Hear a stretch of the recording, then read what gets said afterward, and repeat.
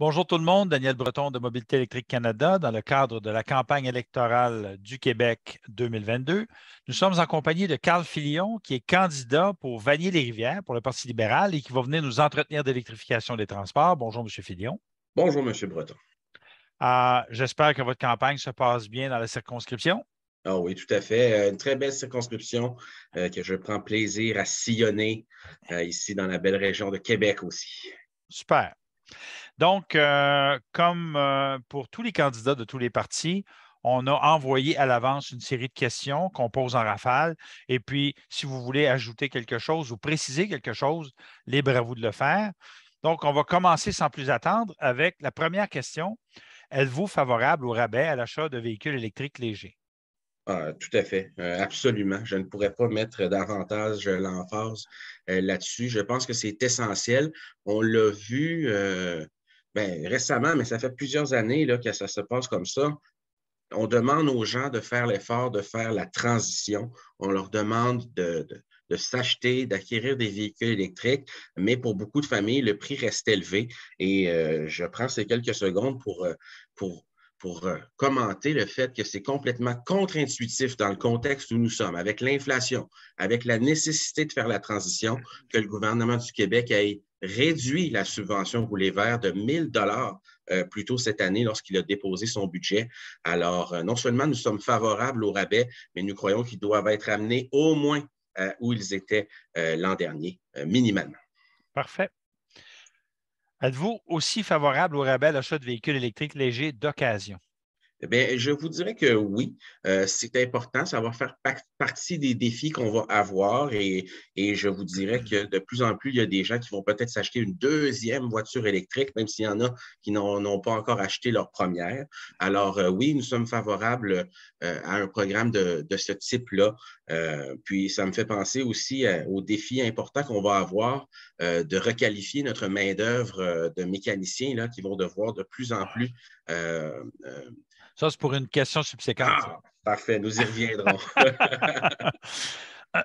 Est-ce que vous seriez favorable, comme on voit en Californie, à l'ajout d'un incitatif particulier pour les individus ou les ménages à revenus faibles ou modestes? Mais ce n'est pas quelque chose qu'on a évalué. Alors, je vous répondrai simplement non, pas pour le moment. Nous, je crois que notre posture, elle est plus globale un peu, c'est-à-dire qu'on est dans une période inflationniste.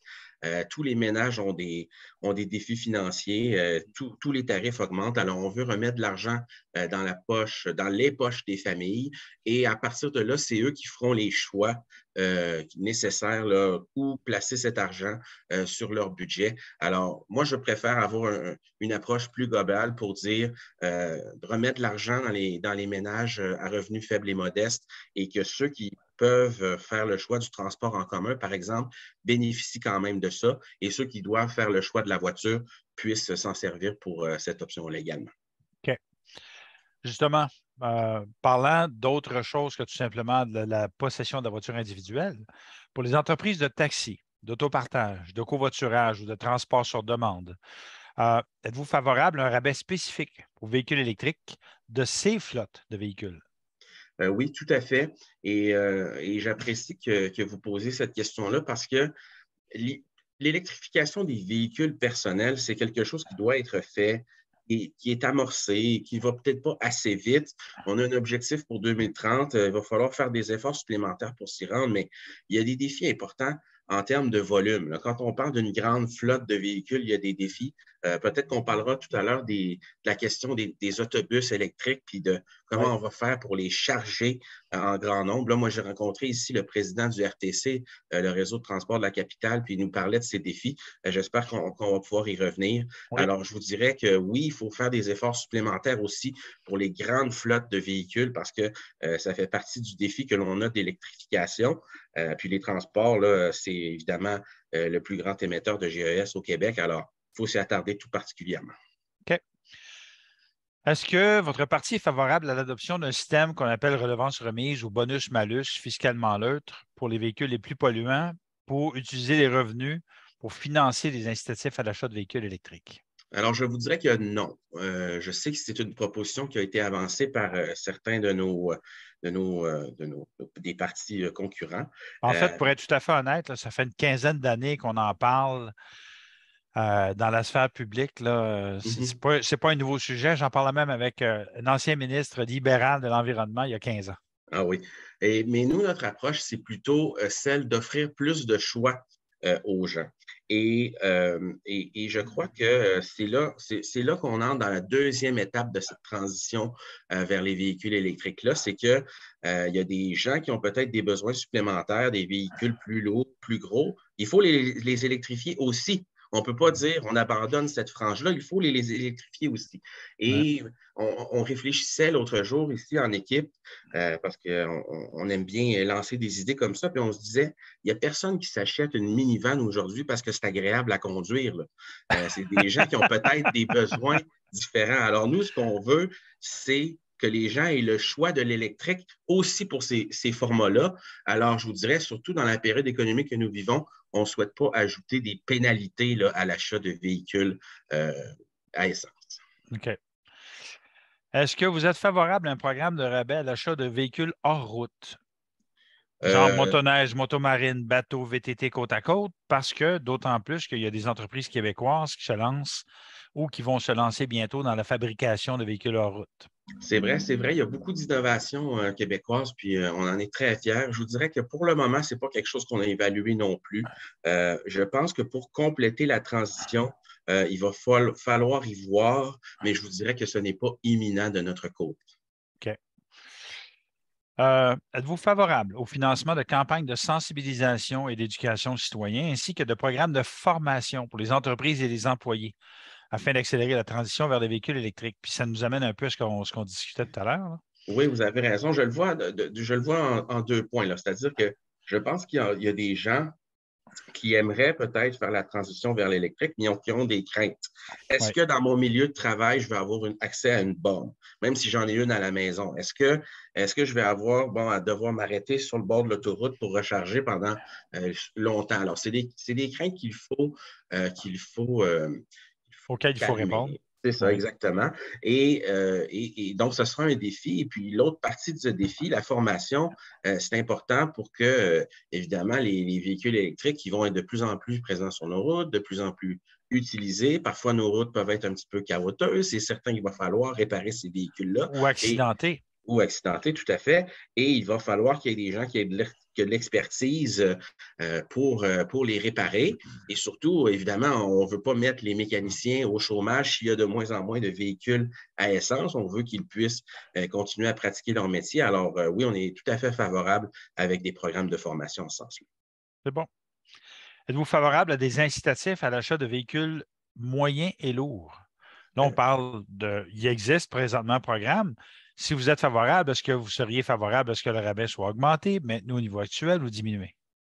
Alors, de notre côté, on est favorable à maintenir les rabais au niveau actuel, mais c'est sûr que je vous réponds aujourd'hui, en 2022. Alors, évidemment, c'est un processus qui va devoir s'accélérer, mais pour l'instant, nous, on préconise de maintenir les niveaux actuels, là, surtout pas de les réduire comme on a vu plus tôt cette année. OK. Êtes-vous favorable à offrir un financement prévisible et à long terme aux municipalités, organismes de transport en commun et exploitants d'autobus scolaires ou d'autobus urbains pour la conversion de leur parc vers l'électrique et pour l'installation d'infrastructures de recharge? Tout à fait. Puis, je vous en glissais un mot tout à l'heure. C'est un Oui. défi qui est vraiment imminent pour les sociétés de transport. Ils ont dû subir là, dans les 2 dernières années des pertes importantes de revenus à cause de la pandémie. Bon, et ça a été compensé par le gouvernement, mais l'aide pandémique, là, elle se termine cette année. Ouais. Alors, dès l'an prochain, les sociétés de transport, toutes les sociétés de transport au Québec vont être en situation de déficit. Et quand on parle de déficit, on parle de réduire les services. Ce n'est pas ce qu'on veut, c'est contre-intuitif. D'augmenter les tarifs. Oui, exactement. Alors, c'est pas ce qu'on veut. On veut aller vers l'avant. On ne veut pas reculer comme nous le propose le gouvernement de la CAQ. Alors, il faut accompagner les sociétés de transport et ce que vous mentionnez, c'est un défi majeur qu'ils vont avoir à relever parce que le président du RTC ici à Québec me disait des autobus électriques, j'en ai plusieurs, sont de bonne qualité, de très bonne qualité. Ce bout-là, ça va bien. Mais j'ai encore de la misère à savoir comment je vais faire pour recharger 500 autobus en même temps à chaque soir, à chaque nuit, dans un garage qui n'existe pas. Alors, c'est certain que le gouvernement va devoir se mêler de ce défi-là pour qu'il puisse être relevé, sinon on va échouer. Alors, je Ouais, réponds à votre question très clairement, oui. parfait. Écoutez, un sujet qui, moi, je vais vous dire, j'ai eu un choc. Je suis allé il y a 2 mois en Norvège. Et puis, la Norvège, qui est la Mecque de l'électrification des transports. Et j'ai appris, à mon grand étonnement, que sur les 825 traversiers en Norvège, il y en avait 400 qui étaient électriques, dont le plus gros, euh, qui peut accueillir 600 passagers et 200 voitures et qui parcourt 10 km et demi aller, 10 km et demi revenir. Est-ce que vous seriez favorable au Parti libéral à l'électrification de la flotte de traversiers? Alors, nous sommes favorables à cesser d'utiliser des énergies fossiles. Alors, Oui. je prends un petit détour pour vous répondre parce que euh, la réponse est oui, s'il s'agit de la meilleure technologie, mais nous, on a mis sur la table un projet d'hydrogène vert parce qu'il y a des choses qui ne pourront pas être électrifiées avec des batteries. Et là, ça dépend, je crois que ça peut dépendre de, de l'utilisation qu'on fera de ces bateaux-là, de leur taille aussi. Je vois qu'en Norvège, ils ont relevé le défi sur 10 km. Nous, notre fleuve, il est parfois un peu plus large que ça. Alors, je ne suis pas suffisamment expert pour vous dire Le fleuve est jamais plus large que 10 km. jamais plus que 10. Qu'on Voyez-vous, soit à Matane, moi, écoutez, je reste à 500 pieds de traversier. Puis le fleuve ici, c'est 1,5 km à peu près. À Québec, c'est pas même plus large non, que à ça. Québec, c'est très proche. C'est quand tu es rendu aux îles de la Madeleine que ça devient plus Mhm. compliqué. Mais je dirais que pour les traversiers du Québec, parce que celui des îles de la Madeleine relève du fédéral, c'est moins 10 km. Très bien, mais j'imagine qu'il y a des défis techniques qui m'échappent, qu'il faudra relever. Alors, s'il s'avère que c'est Dans le fond, l'électrification, dans le fond, ce que vous dites, c'est parce que quand on parle, on va être clair. OK? oui, Un véhicule à hydrogène oui, ou un véhicule électrique ou un bateau à hydrogène ou un bateau électrique, ce sont des modes de déplacement qui fonctionnent avec des moteurs électriques. OK. Donc, on peut dire d'une voiture à hydrogène que c'est une voiture électrique parce que c'est un moteur électrique. C'est juste que la source d'approvisionnement, au lieu que ce soit une batterie, c'est une pile à combustible.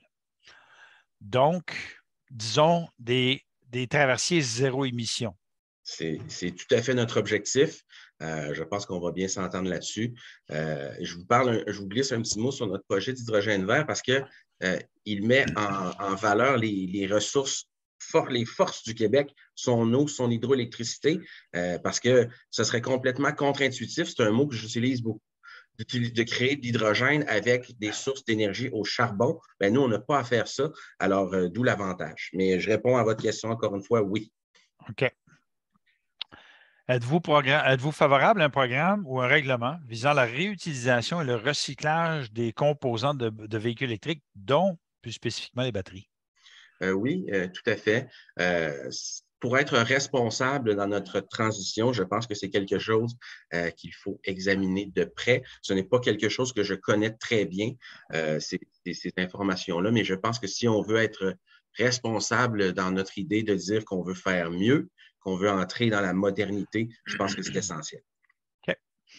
Êtes-vous favorable à la mise en place d'un programme de rabais pour l'acquisition de véhicules électriques convertis? Euh, Parce que je ne sais pas si vous savez, mais il y a des véhicules électriques aujourd'hui qui sont convertis, plus particulièrement des véhicules moyens ou lourds, par des entreprises québécoises, Mhm. dont Ecotoon Girardin ou Ngenex, qui prennent des véhicules à essence ou des véhicules diesel existants et qui les convertissent à l'électricité.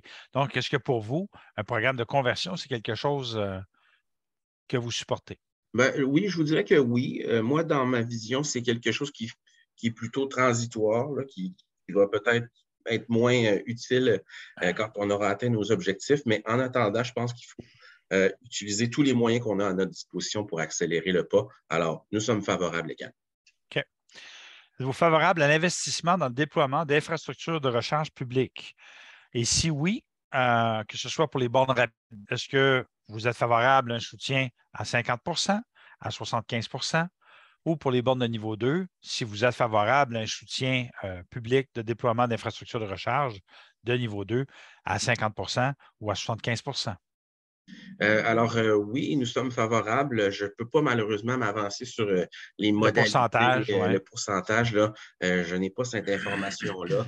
Et je pense que oui, en toute cohérence, là, c'est quelque chose qui nous intéresse, d'autant qu'un de nos engagements dans la plateforme, c'est de moderniser le code du bâtiment pour que les prochaines constructions soient toutes dotées de bornes et d'avoir un plan là, raisonnable pour que les constructions existantes aussi rendent les bornes les plus accessibles, parce qu'on en parlait il y a quelques minutes, il y a des gens qui ont des craintes pour assurer ces craintes-là, pour que le choix se fasse d'aller vers l'électrique. Parfait. Comptez-vous fixer des objectifs d'installation de bornes de recharge pour véhicules électriques, que ce soit dans les immeubles à logement, les condos, les lieux de travail, les centres-villes, les autoroutes, etc.? Ah, tout à fait. Nous sommes des grands partisans de la liberté de choix. Alors, je pense que peu importe le choix que l'on fait d'habiter en ville ou en région ou en banlieue, dans une copropriété ou dans une maison unifamiliale, je pense qu'il faut avoir le choix de ça. Et donc, il faut avoir la possibilité aussi d'avoir accès à une borne, peu importe le choix que l'on fait. Oui, cela dit, je vous demande si vous voulez fixer des objectifs d'installation. Ah oui, oui, tout à fait. Tout à fait. Bien, dans notre réforme du Code du bâtiment, il faudra que 100 des nouvelles constructions le soient. Et là, je ne peux pas vous dire un objectif chiffré pour les constructions existantes, mais il va falloir que ça s'accompagne. Là, vous savez, comme moi, l'objectif de véhicules électriques pour 2030, c'est 1,5, 1,6 million, dépendant des sources. Là. C'est beaucoup plus de véhicules électriques qu'il y en a présentement. C'est Il va 11 falloir fois ce qu'il y a présentement. Exact. Il va falloir que nos infrastructures soient prêtes. Alors, seulement Oui, les bâtiments neufs, ça ne sera pas suffisant. Je n'ai pas de chiffre pour vous aujourd'hui, mais effectivement, c'est un objectif qu'on doit se donner. parfait. Êtes-vous favorable au rabais pour l'achat de bornes de recharge pour véhicules électriques dans les bâtiments résidentiels ou commerciaux existants, ainsi que sur les lieux de travail? Oui, tout à fait. Parfait. Bon, celle-là, vous l'avez déjà abordé. Êtes-vous favorable à l'ajout d'exigences de recharge pour les VE au code de construction? Une espèce de ce qu'on appelle, c'est un droit à la recharge pour installer les infrastructures de recharge. Donc, j'ai compris que vous êtes favorable à ça dans le cas du bâtiment.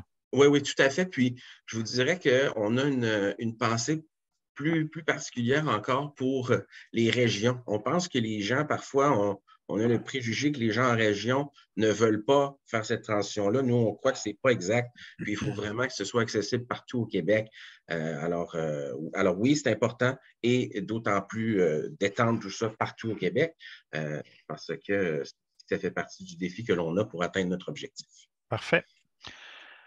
Êtes-vous favorable à l'utilisation de terrains gouvernementaux ou de bâtiments gouvernementaux pour créer des lieux publics de recharge? Par exemple, des édifices du gouvernement du Québec à Québec ou à Montréal, où il y a des stationnements. Est-ce que ce serait une chose que vous soutiendriez?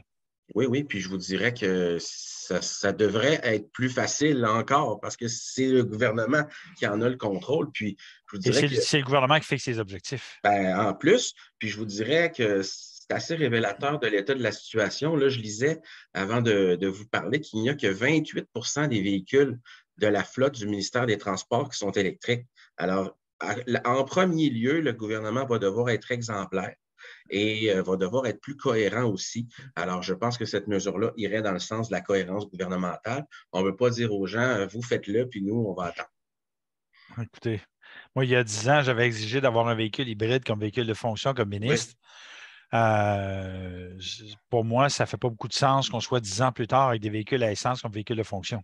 oui, mais en tout cas, je suis d'accord avec vous. C'est très rare les ministres qui ont eu des véhicules électriques. Je sais que Mme Isabelle Melançon, qui était ministre de l'Environnement dans le précédent gouvernement libéral, elle avait eu pendant un certain temps un véhicule électrique et qui était tout blanc. D'ailleurs, ça détonnait beaucoup dans la filée de voitures, mais il y avait eu des enjeux de sécurité de la SQ. Il faut y voir, là, il faut progresser dans ce sens-là. On n'est pas au même point en 2022 qu'on l'était en 2018 et encore moins à l'époque où vous avez eu cette demande-là également. Oui. Je vais vous parler d'un sujet qui va probablement vous intéresser.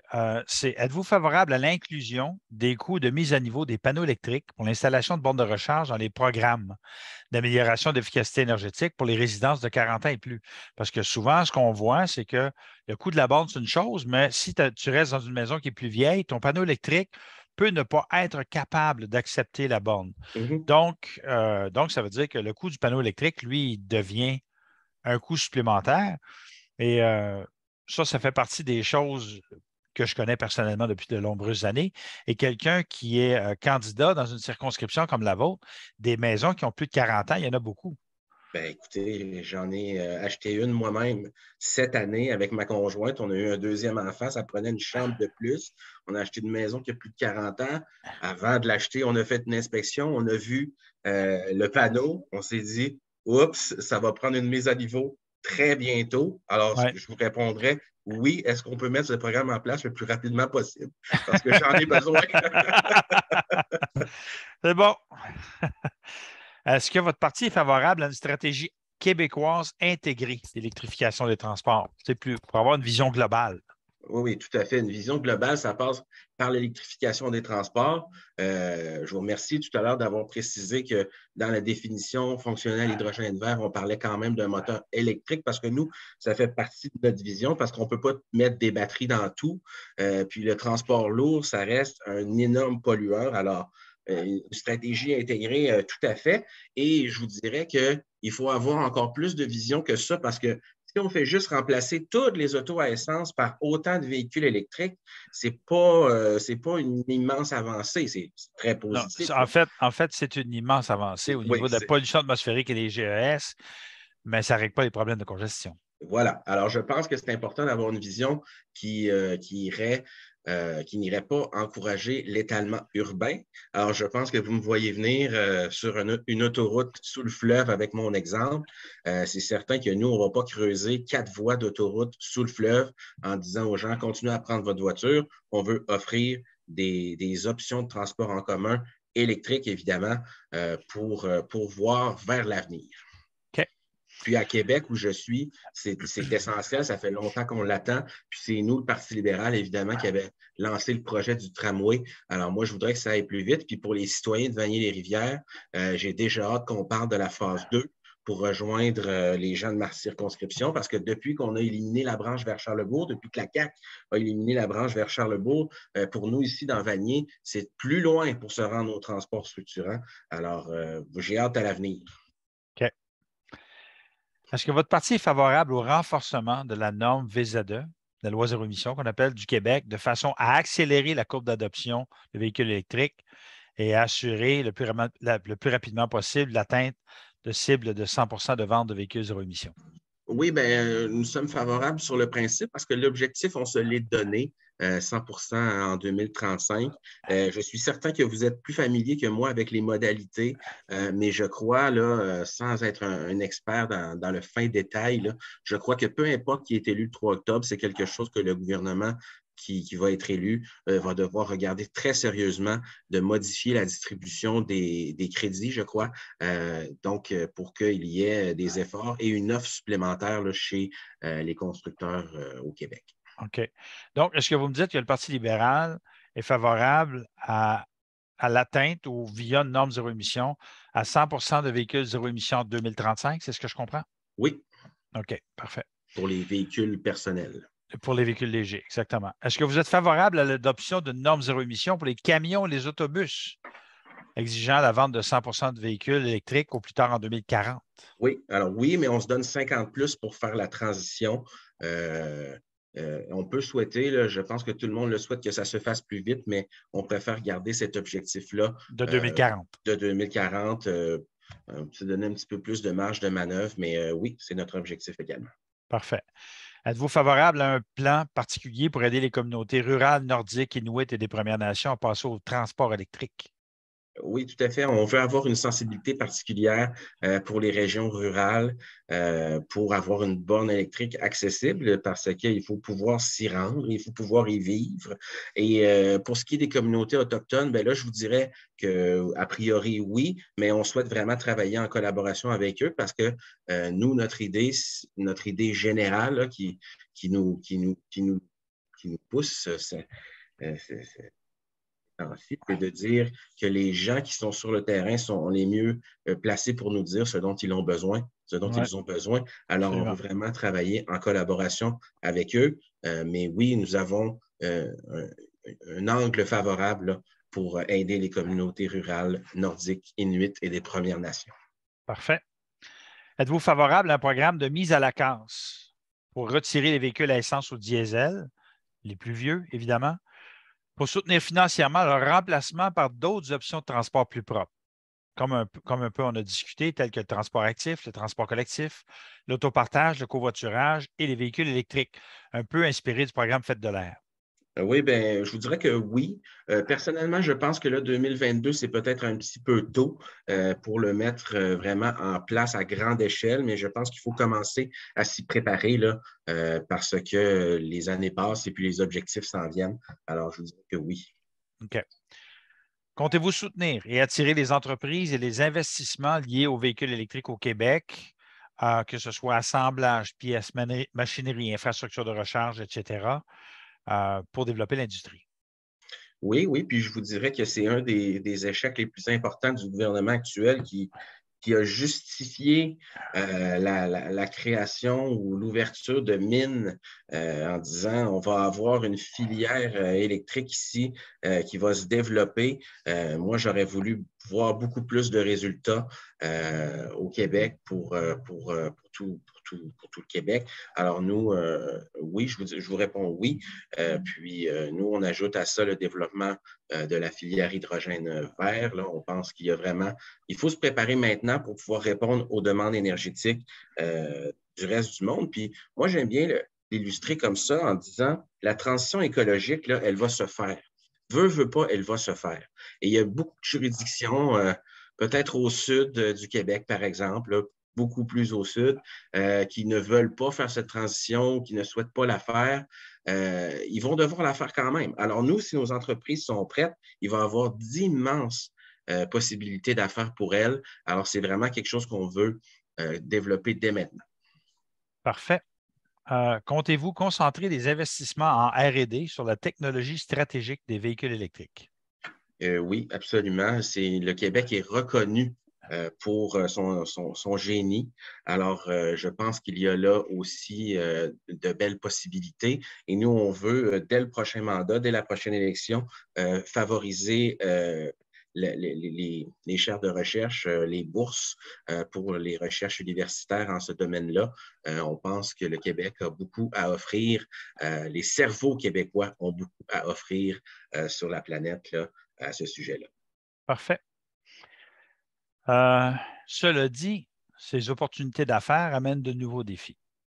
Est-ce que vous êtes favorable au soutien de programmes de requalification ou d'accélération de la formation des techniciens d'entretien spécialisés dans les véhicules électriques? Oui, on est favorable, mais vous avez raison de dire qu'il y a là un énorme défi parce que le taux de chômage est tel actuellement qu'il y a plus de postes vacants au Québec qu'il y a de chômeurs. Alors, même si tout le monde travaillait, il manquerait encore de bras. Ouais. Et nous, moi, je crois que ça dénote que le gouvernement de la CAQ s'est un petit peu traîné les pieds dans les 3 dernières années. Et c'est Manufacturiers Exportateurs du Québec qui il y a quelques mois que dans les 2 dernières années, c'est 18 milliards de retombées économiques qu'on avait échappé à cause de la pénurie de main-d'œuvre. Alors, je réponds oui à votre question, mais je vous souligne aussi que ça va être un immense défi en soi que d'avoir assez de bras pour les requalifier. OK. Êtes-vous favorable à l'électrification des parcs de véhicules gouvernementaux et de ces sociétés pour faire en sorte non seulement qu'il y ait de plus en plus de véhicules, mais qu'il y ait aussi de plus en plus d'infrastructures pour ces flottes de véhicules? Alors, tout à fait, c'est un des points principaux dans notre plateforme, c'est de dire le gouvernement doit donner l'exemple et le gouvernement doit être exemplaire. On demande des efforts aux citoyens et ce n'est pas facile pour tout le monde là, de faire ce choix-là. Absolument. C'est un choix qui est volontaire, qui est motivé par un désir de faire la bonne chose. Alors, le gouvernement doit être minimalement exemplaire. Ouais. Et moi, je vous dirais que d'un point de vue global de la lutte au changement climatique, il faut arrêter d'opposer l'environnement à tout le reste. Et ce n'est pas vrai que c'est la job du seul ministre de l'Environnement que de faire cette transition-là. C'est la job du ministre de l'Économie aussi, puis du ministre de la Santé. Le réseau de la Santé doit changer son approche dans plusieurs domaines pour lutter contre les changements climatiques, Ouais. les GES. Mais Alors, vous savez comme moi, comme ancien ministre de l'Environnement, et Mme Mélenchon, comme ancienne ministre de l'Environnement, que cette discussion-là ne se passe pas toujours comme ça avec les collègues ministres. Tout à fait. Puis je vous dirais, je reviens encore avec mon exemple de tunnel sous le fleuve autoroutier. Là. Si vous pensez que le ministre de l'Environnement, avec un gouvernement de la CAQ, va gagner cette discussion-là contre son collègue des Transports, je pense que vous vous trompez. Alors c'est pour ça que nous, on veut que la responsable de la lutte au changement climatique, ce soit la première ministre, pour qu'elle mette un chapeau par-dessus tous les ministères, tous les organismes pour favoriser la cohérence, parce que le gouvernement doit donner l'exemple pour que les citoyens puissent faire le choix, eux aussi, de faire la transition, parce que ça demande un effort à tout le monde. OK. Donc, ça veut dire que la première ministre se promènera en véhicule électrique. Bien, certainement. Dès que la SQ va lui donner la permission. Ah, ça, moi, je peux vous dire d'expérience que quand tu es premier ministre, là, tu peux dire je C'est toi qui donnes décide et la vous permission. suivez. Exactement. En terminant, est-ce qu'il y a d'autres politiques ou idées que vous aimeriez partager avec nous concernant le soutien de votre parti à l'électrification des transports? Oui, ben, je vous ai glissé quelques mots parfois sur le projet ECO parce que quand on a conçu ce projet-là, on travaille en équipe avec les élus et d'autres candidats, puis on se disait, c'est quoi nos forces au Québec? C'est notre eau, c'est notre réserve d'eau, c'est notre hydroélectricité qui est un grand legs libéral et c'est notre génie. Alors, on a mis tout ça ensemble, puis la solution s'est présentée d'elle-même. Exporter notre hydroélectricité, c'est possible, ça se fera peut-être bientôt en Nouvelle-Angleterre, mais pourquoi s'arrêter là? Alors, l'idée, l'avantage de l'hydrogène vert aussi, c'est que ça se transporte bien, puis il va falloir aider les juridictions qui n'ont pas accès à une hydroélectricité renouvelable comme nous de réduire leur GES aussi. Alors, nous, on veut mettre le génie, l'eau et l'hydroélectricité québécoise au service de la transition énergétique pour d'autres pays dans le monde qui n'auraient pas les mêmes ressources que nous avons. Puis ça, moi, je crois que c'est vraiment un magnifique projet de société. C'est sur 35 ans qu'on va réussir ça. Alors, moi, j'y vois là beaucoup de potentiel. Et puis, merci de me poser la question. Monsieur Filion, je vous souhaite une bonne fin de campagne. Je vous remercie beaucoup. Et puis, c'est la fin de notre entrevue. Merci. Bonne journée. Au revoir.